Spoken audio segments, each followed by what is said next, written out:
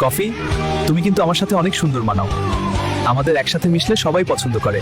আমি তোমাকে ভালোবাসি। হ্যাঁ, আমিও তোমাকে ভালোবাসি। দেখো কফি, আমি কিন্তু অনেক মিষ্টি। আমার সাথেই তোমাকে সবচেয়ে ভালো মানায়। আমি তোমাকে ভালোবাসি। হ্যাঁ, তোমার মিষ্টির জন্যই তো আমি তোমাকে ভালোবাসি। কফি আমার সাথে পারফেক্ট। না, কফি আমার সাথে বেশি মানায়।